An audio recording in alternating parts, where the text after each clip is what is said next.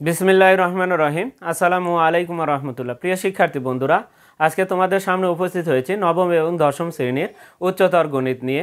গত ক্লাসেও কিন্তু আমরা তোমাদের ত্রিকোণমিতিক অনুপাত এর অঙ্কগুলো করে দিয়েছি। আজকেও আমরা এই ত্রিকোণমিতিক অনুপাতের অঙ্কগুলোই দেখব। তবে গত ক্লাসে কিন্তু আমরা দেখেছি অনুশীলনের 7 নম্বর প্রশ্নের সমাধান। সেই 7 নম্বর প্রশ্নে কি ছিল? 7 নম্বর প্রশ্নে ছিল কোণগুলোকে ভাঙানো। আলাদা আলাদা অঙ্ক ছিল, এক একটা অঙ্ক ছিল। সেই কোণগুলোকে আমরা কিন্তু অতি সহজে কিন্তু তোমাদেরকে ভাঙানো যে কৌশল সেগুলো কিন্তু দেখে দিয়েছি। আজকেও আমরা কোণগুলো ভাঙাতে হবে। তবে আজকে এই কোণগুলো আমাদের 3টা বা 4টা অংশ আছে। এই 4টা অংশ কিন্তু যোগ চিহ্ন দ্বারা কি সংযুক্ত করা হয়েছে এবং এগুলো প্রমাণ করতে হবে। অর্থাৎ এগুলোর থেকে আমাদের যে অঙ্কটা রয়েছে, দেখো 8-এর ক নাম্বার প্রশ্ন রয়েছে। দেখো এখানে 3টা, 1টা, 2টা, 3টা, 4টা অংশ আছে। এই 4টা অংশের কাজ করে আমাদের 0 উত্তর নিয়ে আসতে হবে। আর গত ক্লাসে আমরা যেটা দেখেছি সেগুলো কিন্তু আসলে আমরা কিন্তু তাদেরকে প্রত্যেকটা আলাদা আলাদা ছিল এবং ইচ্ছামতো আমরা তাদেরকে ভাঙায় দেখে দিছি। আজকে কিন্তু আমাদের কিন্তু একটা প্রসেস মেনটেন করে কিন্তু একে ভাঙাতে হবে। তাহলে আসি, আমরা প্রথমে আমরা ক নাম্বার লিখে আমরা লেফট হ্যান্ড সাইড লিখব। আর এই ভাঙানোতে ক্ষেত্রে আমাদের কিন্তু অবশ্যই আমাদের এই কোয়াড্রেন্ট সম্পর্কে ধারণা থাকতে হবে। কোয়াড্রেন্টে কি বলা হচ্ছে? কোয়াড্রেন্টটা যখনই ঘড়ির কাঁটার বিপরীত দিকে ঘুরবে তখন কিন্তু কোণের পরিমাণ আস্তে আস্তে বৃদ্ধি পাবে। তাহলে আমরা কিন্তু জানি, দেখো এখানে 0 থেকে শুরু হবে, এই পর্যন্ত আসলে 90 ডিগ্রি হবে। আর 90 ডিগ্রিকে আমরা কি লিখতে পারি? π/2। π/2 মানে কি? পায়ের মান কত? পায়ের মান হচ্ছে 180 ডিগ্রি। পাই সমান 180 ডিগ্রি। তাকে যদি 2 দ্বারা ভাগ করো তাহলে কিন্তু এই অক্ষটা 90 ডিগ্রি। আর এই 90 ডিগ্রিকে বলা হচ্ছে বিজোড়। 90 ডিগ্রিটা বিজোড়। এখন আসো, তারপরে এই 90-এর পরে এখানে যদি আসো তাহলে এই পর্যন্ত যদি তুমি আসো তাহলে সেই ক্ষেত্রে 90 আরও 90 আসলাম, তাহলে 180। তাহলে এই কারণে কিন্তু পাই লেখা হচ্ছে শুধু, তার মানে পাই মানে 180 ডিগ্রি। এবার আসি, এখানে কত লিখছি আমরা? π/2 মানে কি? 90। 90 যদি 3 দ্বারা গুণ করা হয়, 3টা 90, তাহলে 1টা 90, 2টা 90, এখানে 3টা 90, সেখানে π/2 মানে 90, তার সাথে 3টা 90, তাহলে 3π/2। এখানে কত? 270 ডিগ্রি। এখানে কত বলে? এটা যদি 180 হয়, এখানে কত হবে? 180 আরও 180, তাহলে 2টা পাই হবে, অর্থাৎ 360 ডিগ্রি হবে। এখন আসি আমরা, কার কোনটা ঘর? এই প্রথম চতুর্ভাগটা সবার ঘর। এই প্রথম চতুর্ভাগে যেই প্রবেশ করবে তারাই কিন্তু ধনাত্মক হবে। এখন দ্বিতীয় চতুর্ভাগ হচ্ছে সাইন আর কোসেক। এই সাইন আর কোসেকই কিন্তু দ্বিতীয় ঘরে ধনাত্মক, আর যারাই এই ঘরে প্রবেশ করে তারাই কিন্তু তাদের সামনে ঋণাত্মক চিহ্ন দিতে হবে। তৃতীয় ঘর ট্যান আর কটের ঘর। এই ঘরে ট্যান আর কটই শুধু ধনাত্মক হবে, অন্য কেউ এই ঘরে প্রবেশ করলে তার সামনে ঋণাত্মক চিহ্ন দিতে হবে। কজ আর সেকের ঘর হচ্ছে চতুর্থ ঘর। এই কজ আর সেক ব্যতীত অন্য কেউ এই ঘরে প্রবেশ করলে তার সামনে মাইনাস চিহ্ন দিতে হবে। এবার আসি, তাহলে প্রত্যেকটা ত্রিকোণমিতিক অনুপাতের প্রত্যেকের কিন্তু একটা নিজস্ব ঘর রয়েছে আর একটা সবার ঘর রয়েছে। এটা প্রথম চতুর্ভাগটা সবার ঘর, আর নিজস্ব ঘর কিন্তু একটা করে রয়েছে। এখন আমরা বলতে চাচ্ছি যে দেখো, পাই হচ্ছে জোড় সংখ্যা, 2পাইও জোড়। পাই যদি জোড় হয়, অর্থাৎ এই এক্স অক্ষটাকে আমরা বলতেছি জোড়, এই অক্ষের ওপরে পড়লে আমাদের জোড় হবে। আর ওয়াই অক্ষটাকে আমরা বলতেছি বিজোড়। এখানে পড়লেও বিজোড়, এখানে পড়লেও কিন্তু বিজোড়, তাহলে ওয়াই অক্ষটা বিজোড়। এখন লিখে রাখছি, দেখো এক্স অক্ষটা জোড়, ওয়াই অক্ষটা বিজোড়। এখন এক্স অক্ষটা যদি, যেহেতু এই অক্ষের ওপরে যদি কেউ আসে, তাহলে সেই ক্ষেত্রে এখানে যদি কেউ পড়ে, এক্স অক্ষের ওপরে পড়ে, তাহলে পরিবর্তন হবে না। অর্থাৎ সাইন যদি এই পাই বা 2পাইয়ের ওপরে থাকে তাহলে সেই ক্ষেত্রে সাইন সাইনই থাকবে, কজ কজই থাকবে, ট্যান ট্যানই থাকবে। তবে এই ওয়াই অক্ষের ওপরে যদি কেউ যদি আসে তাহলে সেই ক্ষেত্রে এই অক্ষটা বিজোড় হওয়ার কারণে পরিবর্তন হবে। কেমন পরিবর্তন? সাইনটা কজ হয়ে যাবে। সাইন যদি এই অক্ষের ওপরে পড়ে তাহলে সেই ক্ষেত্রে সাইনটা কজ হয়ে যাবে, ট্যানটা কট হবে, সেকটা কোসেক হবে। আমরা পরিবর্তনের ইয়েটাও দেখে নিলাম, এখান থেকে আমরা মোটামুটি তথ্য দেখে নিলাম। এখন আজকে যে আমরা অঙ্কটা দেখব, সেই অঙ্কটা কিন্তু আসলে কি, এখানে কিন্তু যোগ চিহ্ন দ্বারা তৈরি করা আছে এবং 4টা অংশকে তারা এই যোগ চিহ্ন দিয়ে কী করে রাখছে? অ্যাড করে রয়েছে। এখন আমরা প্রত্যেকটাকে ভাঙাবো। তবে আমরা এখানে কিন্তু ভাঙাতে পারবো কিভাবে? 2টা পদ্ধতিতে এখানে কিন্তু ভাঙাতে পারবো। একটা সেম করা যাবে, আরেকটা কিন্তু কি, 2টাকেই ভাঙানো যাবে। আমরা কোনটাকে ভাঙাবো? আমাদের দেখো π/10, এটা কিন্তু ভাঙবে না, এটা যা আছে ঠিক যা আছে তাই থাকবে। এই 9π, অর্থাৎ পায়ের সাথে এখানে যারা এক ব্যতীত অন্য কোনো সংখ্যা থাকলে তাকে ভাঙানো যাবে। যেমন এই 9 ভাঙাতে পারবো, 13 ভাঙাতে পারবো, 17কেও ভাঙাতে পারবো। আমরা প্রথমে এই তিনটাকেই ভাঙাই, দেখি আমরা আসলে এই তিনটাকেই ভাঙাবো। তবে এখানে কিন্তু আমাদের একটা জিনিস, যে যদি আমাদের কি নিয়ে আসতে হবে, অ্যান্সারে কিন্তু আসলে 0 নিয়ে আসতে হবে। তাহলে 0 নিয়ে আসতে হলে কখন 0 হয়? দেখো কজের যদি π/2 একটা প্লাসের, আরেকটা যদি মাইনাস, কস কোণের পরিমাণ কিন্তু সেম হতে হবে, তাহলে কিন্তু হবে পাই ভাগ 2 কস, অর্থাৎ এই যে কোণ, এটাকে কোণ বলা হচ্ছে, এটাকে কোণ বলা হচ্ছে। দেখো কস পাই ভাগ 2, এটাও কিন্তু কস পাই ভাগ 2, একটা ধনাত্মক একটা ঋণাত্মক, কাটা যায় 0 হয়। তার মানে আমরা যদি কোণগুলোকে সেম করে যদি একটা ধনাত্মক আর ঋণাত্মক বানাতে পারি তাহলে কিন্তু 0 হবে। তাহলে এই প্রসেসগুলো আমাদের মনে রাখতে হবে। তাহলে কি করতে হবে সেটা অঙ্কের উপর নির্ভর করবে, অর্থাৎ অ্যান্সারের উপর নির্ভর করবে। তাহলে যেহেতু আমাদের এই অঙ্কতে অ্যান্সার 0 নিয়ে আসতে হবে, তাহলে সেই ক্ষেত্রে একটা ধনাত্মক একটা ঋণাত্মক বানাতে হবে। তবে প্রিয় শিক্ষার্থী, এখানে একটা জিনিস যদি দেখি, এখানে আমরা হয় পাই বা অথবা 2 পাই আকারে কিন্তু আমরা সাধারণত এই অঙ্কগুলোকে ভাঙাবো। তবে পাই থেকে, যেহেতু এটা কজের অঙ্ক, পাই থেকে বিয়োগ করলে ট্যানের ঘর পাই থেকে যদি 180 থেকে কিছু বিয়োগ করি, অর্থাৎ কোণের পরিমাণ এখানে 180 থেকে যদি কমানো হয় তাহলে কিন্তু এই দ্বিতীয় চতুর্ভাগে প্রবেশ করবে। আর যদি পায়ের সাথে কিছু যোগ করো তাহলে সেই ক্ষেত্রে তৃতীয় ঘরে প্রবেশ করবে। তো কজের এই পায়ের সাথে হিসাব করলে দুটাই, তুমি বিয়োগ করলেও কিন্তু কজ ঋণাত্মক হবে, কারণ সাইনের ঘর বিয়োগ করলে সাইনের ঘরে প্রবেশ করছে, আবার যোগ করলে কিন্তু ট্যানের ঘরে। তাহলে এখান থেকে দ্বিতীয় ঘরে এবং তৃতীয় ঘরে যেটাই কজ প্রবেশ করুক না কেন, দুটাই কিন্তু ঋণাত্মক হবে। তার মানে পায়ের সাথে প্লাস থাকলেও আমাদের ঋণাত্মক হবে কস, আবার পায়ের থেকে মাইনাস করলেও কিন্তু ঋণাত্মক হবে। এখন আসি 2 পাই থেকে হিসাব করব আমরা। 2 পাই থেকে যদি কস দেখো বিয়োগ করা হয় তাহলে কিন্তু বিয়োগ করলে কোণের পরিমাণ 360 থেকে বিয়োগ করলে কিন্তু এই ঘরে প্রবেশ করবে, তাহলে কজেরই ঘর, তাহলে কস কিন্তু এখানে ধনাত্মক হবে, কারণ এটা কজেরই ঘর। তাহলে 2 পাই থেকে বিয়োগ করলে চতুর্থ ঘরে প্রবেশ করে, যা কজেরই ঘর, এই কারণে সে ধনাত্মক হবে। আবার যদি যোগ করো তাহলে কোণের পরিমাণ আস্তে আস্তে বাড়লে এই ঘরে যোগ করলে এই ঘরে প্রবেশ করবে, তাহলে অল পজিটিভ, এখানেও কিন্তু কস ধনাত্মক হবে। এখন আসি আমরা এখন ভাঙাবো, দুইটা পদ্ধতিতে এটাকে আমরা ভাঙাতে পারি। কিভাবে? দেখো, এটাকেও ভাঙাবো এটাকেও ভাঙাবো, দুইটার কোণের পরিমাণ যেন আমাদের সেম আসে। এখন দেখি এটা ভাঙাই, দেখি আমরা কজ লিখলাম। আমরা ভাঙানোর নিয়ম কি বলেছি তোমাদেরকে, আমি একটু বাম সাইড থেকে শুরু করি।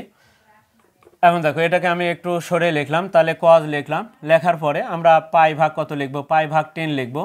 লেখার পরে আমরা এই 10-এর ঘর নামতা পড়বো, 10 একে 10, 10 দুগুণ 20, জানো উপরে যে সংখ্যাটি আছে 17, তাহলে 20-এর কাছে কিন্তু, তাহলে 10-এর কাছে না, 10-এর কাছে, তাহলে কত, 10 দুগুণ 10 দুগুণ 20, তাহলে আমাদের কত আসলো 20 হলো। এখন আমরা তাহলে 2 পাই, 2 পাই যদি লিখি, তাহলে এখানে যদি 2 পাই লিখি তাহলে আমাদের 10 দুগুণ কত হলো, 20 হলো। তাহলে 20 হলো, তাহলে এখানে আছে কত, 17, তাহলে লিখছি 20, তাহলে কত বিয়োগ করতে হবে, বিয়োগ করতে হবে 3, তাহলে এখানে আমরা 3 লিখবো, লিখে ব্র্যাকেট ক্লোজ করে দিলাম। তাহলে 20-এর থেকে 3 বিয়োগ করলে কিন্তু আমাদের 17 হয়। এটাকেও ভাঙালাম, এখন আমরা এটাকে ভাঙাবো। এবার তাহলে কজ লিখলাম, কজ লেখার পরে এবার পাই ভাগ কত লিখলাম, কত হয়, 10 একে 10, দেখো 13-এর কাছে, তাহলে 10 একে 10, তাহলে কি লিখতে হচ্ছে, শুধু পাই লিখলেই হচ্ছে। এখন আমরা 10 পাই লিখলাম, আছে কত, 13, তাহলে এবার যোগ দেওয়া কত লিখতে হবে, এখানে 3 পাই যোগ করতে হবে। দেখো এখানেও 3 পাই ভাগ 10, এখানেও কিন্তু আমাদের 3 পাই ভাগ 10 হলো। এটা আমরা দুটো কি ভাঙালাম। আবার কিন্তু আমরা কিন্তু এটাকে ভাঙাবো, এটা কিন্তু সেম করা রাখা যাবে, এটাকে ভাঙাই 13 পাই ভাগ 10-এর মতো কিন্তু এটা করা যাবে, সেটাও পরে দেখে দিব তোমাদেরকে। এখন আসি এটার সাথে আমাদের এটা মিল রেখে এখন আমরা ভাঙাবো। এখানে তো এটা ভাঙানোই যাবে না, কারণ 1 পাই থাকলে তাকে আমরা ভাঙাবো না, যেটার সাথে 1-এর অধিক থাকবে সেগুলোকেই ভাঙানো যাবে। এখন আসি এটাকে আমরা যদি ভাঙাই, তাহলে কজ লিখলাম, পাই লিখলাম, পায়ের নিচে 10 লিখলাম, লেখার পরে ব্র্যাকেট দিলাম, দেওয়ার পরে এখন কি লেখা যায়, এখানে দেখো যদি আমি পাইও লিখি তাহলে 10 পাই, কিন্তু আছে কত, 9, তাহলে এখানে লিখলাম 10 পাই, তাহলে বিয়োগ করে দিলেই কিন্তু হয়ে যাচ্ছে আমাদের বিয়োগ। তাহলে 10 পাই থেকে 1 পাই বিয়োগ করলে কিন্তু 9 পাই মিলে যাচ্ছে, যা পাই ভাগ 10 এটার সাথে কিন্তু মিল আছে। এখন কজ পাই ভাগ 10 এটা কিন্তু আমরা ভাঙাবো না, ওটা ঠিক রাখবো। এখন আসি,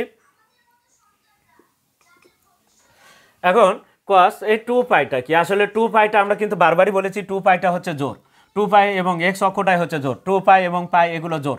কখন বিজোর হবে, এই 90 ডিগ্রি বা 270 ওয়াই অক্ষটা হবে বিজোর, তাহলে এই 2 পাইটা হচ্ছে জোর। তাহলে কস যেহেতু 2 পাইটা জোর, এক্স অক্ষটার উপরে 2 পাই, তাহলে সেই ক্ষেত্রে জোর, আর জোর হলে কস অপরিবর্তিত থাকবে, অর্থাৎ পরিবর্তন হবে না, কস কসই থাকবে।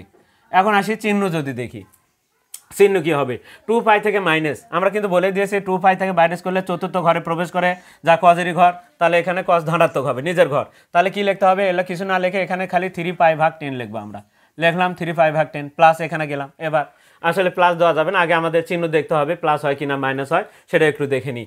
এখন দেখো পাই প্লাস, আমরা কিন্তু বলেছি পায়ের সাথে কস, পাই প্লাস করলে তৃতীয় ঘরে প্রবেশ করে, মাইনাস করলে দ্বিতীয় ঘরে প্রবেশ করে, যা টেনের ঘর এবং উপরে আছে সাইনের ঘর। তাহলে এখানে যোগ করলে তৃতীয় ঘরে, বিয়োগ করলে দ্বিতীয় ঘরে। তাহলে তৃতীয় ঘরে যেহেতু প্রবেশ করেছে তাহলে এটা তো কজের ঘর নয়, কার ঘর? টেনের ঘর। তাহলে ঋণাত্মক চিহ্ন কিন্তু সামনে দিয়ে দিতে হবে, দিলাম। এখন পাইটা দেখতে হবে জোর না বিজোর। তাহলে পাইটা কিন্তু আমাদের এক্স অক্ষের উপরে জোর, তাহলে জোর হলে কজই থাকবে। কি লিখবো আমরা? 3π/10। দেখো আমরা বলছিলাম না, দেখো এটাও 3π/10, এটা হলো 3π/10, এটা একটা প্লাসের আরেকটা মাইনাসের। এবার আসি আমরা এটাকে যদি দেখি, দেখো পায়ের থেকে বিয়োগ করলে দ্বিতীয় চতুর্ভাগে প্রবেশ করে, যা সাইনের ঘর, তাহলে কি হবে? ঋণাত্মক হবে। তাহলে এটা ঋণাত্মক হলো, আমি চিহ্নটা, তাহলে কস ঋণাত্মক হলো। এখন পাইটা জোর, এক্স অক্ষের ওপরে, তাহলে জোর কজই থাকবে। সাথে কি লিখতে হবে? π/10। এখন দেখো এটা কি প্লাস কস কত? কস π/10, একটা ধনাত্মক একটা ঋণাত্মক। দেখো কোণের কিন্তু মিল আছে, 3π/10 এটার সাথে কিন্তু এটার পুরোটা মিল থাকতে হবে, তাহলে কিন্তু একটা ধনাত্মক একটা ঋণাত্মক কেটে যাবে। দেখো এটার সাথে এই কোণের সাথে কিন্তু আমার এই কোণের সাথে এই কোণেরটা মিল আছে, এটার সাথে এটার মিল আছে, তাহলে এটা একটা ধনাত্মক একটা ঋণাত্মক কেটে যাবে। তো সেক্ষেত্রে যেহেতু একটা ধনাত্মক একটা ঋণাত্মক কেটে যায় তাহলে কি হয়? 0 অ্যান্সার। তাহলে এখানে হচ্ছে কি আমরা লিখবো? অতএব সমান সমান রাইট হ্যান্ড সাইড কি লিখবো? প্রুফ লিখবো। এখন আমরা সেম করে এখন দেখাবো, এটা আমরা কিন্তু ভাঙে, এটা একটা দুটাই কি আমরা তিনটাকে ভাঙাছি। দেখো আমরা 1 ব্যতীত যেগুলো ছিল প্রত্যেকটাকে কিন্তু ভাঙায় নিয়েছি। এখন আমরা এটাকে এটার মতো সেম করব, তারপরে এটাকে এটার মতো করে আমরা সেম করে, এটা তো সেম করেই ভাঙানো হচ্ছে, একটা ঠিক রাখা হচ্ছে, একটাকে আমরা ভাঙাইছি। এখন এই দুটাকে আমরা দেখো আমরা সেম করে এখন কাজ করব, দেখি হয় কি না। অবশ্যই হবে। এখন দেখো আমরা এই অঙ্কটাকে এখন এইভাবে করতে পারি। কিভাবে? তাহলে দেখো আমরা যদি এই 13 পাই, এটার কোণের যদি সেম করে নিতে পারি তাহলে তো হলো। আমাদের 13π/10 আছে, এখানে যদি এটাকে যদি আমরা 13π/10 তৈরি করতে পারি তাহলে কিভাবে করব? কিন্তু আমরা বলে দিয়েছি, দেখো কজ লিখলাম, লেখার পরে পাই/, কত লিখবো আমরা? π/10 লিখবো, লেখার পরে ব্র্যাকেট দিব। এখন আমি যদি এখানে 3π লিখি তাহলে কত হবে? 3 × 10 = 30, 3 × 10 কত হয়? 30 পাই। আমি যদি লসাগু করি 10, তাহলে 30 পাই, 3 × 10 10 লসাগু করলাম, 3 × 10 30 পাই। এখন আমার আছে কত? 17 আছে, তাহলে আমি কত বেশি লিখলাম? 13। যদি আমি বিয়োগ করি 13 পাই। দেখো এখানে যদি আমি 13 লিখি তাহলে 13 পাই যদি লিখি তাহলে বিয়োগ করলে কিন্তু আমাদের দেখো 13π/10, 13π/10, তাহলে 10 থেকে এখানে কত? 3 × 10 = 30, 30 থেকে 13 বিয়োগ করলে দেখো এটা আর এটা কিন্তু সেম হলো। দেখো 30 থেকে 13 বিয়োগ করলে কিন্তু 17 হয়। তাহলে দেখো এখানে দেখো 30 থেকে 13π বিয়োগ করলে কত হয়? 17π/10। তাহলে এটা আমাদের এই যে এটা লেখা আমাদের সঠিক রয়েছে। তাহলে এখন দেখো এটার মতো সেম করলাম, তাহলে কিন্তু আমরা সেম করেও কিন্তু এটা করতে পারবো। তাহলে দেখলাম আমরা, তাহলে আরেকটা সেম করলাম, তাহলে এটাকে এখন কিন্তু আর ভাঙাবো না, যেহেতু এটাকে সেম করলাম। তাহলে এখন আসি কস 13π/10 লিখলাম প্লাস, এখন এখানে এটাকে ভাঙাবো এটার মতো করে। তাহলে এটাকে আমরা যদি ভাঙাই তাহলে কস আমরা π/10 লিখবো। এখানে কিন্তু আমরা পাই লিখলি কত হবে? 10 পাই, কিন্তু আছে 9 পাই, তাহলে বিয়োগ করে দিলেই হচ্ছে প্লাস কস কত? π/10। এটা তো ভাঙানো আছে, আমাদের দরকার নেই। এখন আসি 3π। আমি যদি পাই আকারে ঘুরিচ্ছি, কিন্তু এটা কিন্তু তুমি পাই আকারেও ঘুরতে পারো, আবার π/2 আকারেও। যদি পায়ের নিচে 2 লেখো তাহলে কিন্তু 3-এর ডাবল হয়ে যাবে 6, তাহলে 90 করে ঘুরতে পারবা। তাই আমি 90 করে ঘুরতে চাচ্ছি না, আমি পাই আকারেই তোমাদেরকে শিখে দিয়েছি, তোমরা পাই আকারেই ঘুরবা। তাহলে পাই আকারে ঘুরলে কত? সরাসরি এখানে আসলাম 1 পাই, তারপরে কত? এখানে গেলাম 2 পাই, এদিক দিয়ে আবার ঘুরে গেলাম এখানে 2 পাই, আবার যদি এখানে আসি তখন হবে 3 পাই। তাহলে এই অক্ষটার ওপরে পড়ছে এক্স অক্ষের ওপরে। এক্স অক্ষটা কি আমাদের? এক্স অক্ষ মানে জোর, আর জোর হলে কস কি থাকবে? কজই থাকবে, পরিবর্তন হবে না, কজই হবে। এখন কজই লিখলাম। এখন আমরা চিহ্ন দেখি, সামনে জায়গা রাখছি, চিহ্নগুলো দেখবি। 3π মাইনাস, এখান থেকে মাইনাস করলে দেখো আমাদের দ্বিতীয় চতুর্ভাগে কজ যাচ্ছে কার ঘরে? সাইনের ঘরে প্রবেশ করছে, তাহলে বিয়োগ করলে দ্বিতীয় চতুর্ভাগে প্রবেশ করবে। তা কার ঘর? সাইনের ঘরে যদি কস প্রবেশ করে ঋণাত্মক চিহ্ন হবে, দিলাম ঋণাত্মক চিহ্ন। কত হবে? 13π/10 প্লাস এটা কত? কস কত? 13π/10, এটার সাথে এটা কাটা যাবে কিন্তু। এখন আসো এটাতে যায়, এটা হিসাব করে দেখো মাইনাস হবে। পায়ের থেকে বিয়োগ করলে কোন ঘরে যায়?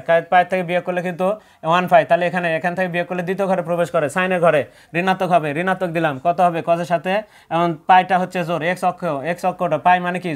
জোর হলে কজই থাকবে, কজই লিখলাম, সাথে π/10 লিখবো, প্লাস কত? কস π/10 প্রিয় শিক্ষার্থীরা দেখো ধনাত্মক একটা ঋণাত্মক একটা ধনাত্মক, একটা ধনাত্মক একটা ঋণাত্মক, এই যে এটার সাথে এটা দেখো মিল আছে, কোণের মিল, এই কোণের মিল কিন্তু এটার সাথে দেখো এটার সাথে এটা কাটবে নাকি, আর এটার সাথে এটা, আর এটার সাথে এটা, এটা কাটে যাবে, কাটে যায় কী হবে আমাদের 0 সমান সমান রাইট হ্যান্ড সাইড আমরা কি লিখবো, প্রুফ লিখবো। প্রিয় শিক্ষার্থীরা দেখো কত সহজে কিন্তু করা সম্ভব। আমরা কিন্তু আসলে গত ক্লাসেও কিন্তু আমরা কিন্তু এই কোণগুলো আলাদা আলাদা ভাঙানো দেখে দিয়েছি। আজকে কিন্তু এগুলো কোণগুলোকে আলাদা আলাদা ভাঙাতে হবে, কিন্তু এগুলোর সাথে যোগ চিহ্ন দিয়ে আমাদের 0 নিয়ে আসতে হবে। তাহলে 0 প্রসেস কি করতে হবে, তাহলে একটা ধনাত্মক একটা ঋণাত্মক নিয়ে আসতে হবে। কখন ঋণাত্মক হয়, যদি আমরা যে যদি অন্যের ঘরে প্রবেশ করানো যায় তাহলে ক্ষেত্রে কিন্তু বিয়োগ চিহ্নটা চলে আসে। আমরা তাহলে 8-এর ক নাম্বার প্রশ্নের সমাধানটা আজকে দেখে নিলাম। এর পরবর্তীতে আমরা যে 8-এর খ নাম্বার নিয়ে তোমাদের সামনে আবার উপস্থিত হব। ততক্ষণ পর্যন্ত কিন্তু তোমরা অবশ্যই আমাদের পাশে থাকবে এবং চ্যানেলটিতে যারা নতুন রয়েছে তারা অবশ্যই চ্যানেলটিকে সাবস্ক্রাইব করবে এবং ফেসবুকে যারা আসো তারা অবশ্যই ফলো দেবে এবং বেশি বেশি করে তোমরা লাইক, কমেন্ট এবং শেয়ার দেবে। আর কে কোথা থেকে দেখছো সেটাও তোমরা অবশ্যই কমেন্টে দিয়ে দেবে। আজকে এ পর্যন্তই, খোদা হাফেজ।